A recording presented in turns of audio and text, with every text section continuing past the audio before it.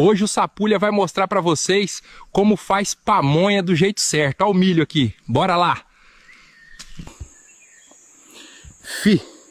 É no braço mesmo. Milho ralado na raça fica mais gostoso. Festa junina na selva, Aqui é pamonha raiz, feita na força e no mato. Essa aqui tá no capricho, Se liga na dobra da pamonha artesanal.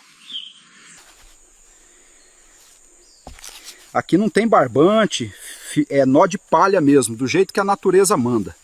Agora é só deixar do bafo do mato, daqui a pouco tá no ponto. Olha isso, a pamonha derretendo no meio do mato, coisa linda. Nossa senhora. Isso aqui tá coisa de outro mundo,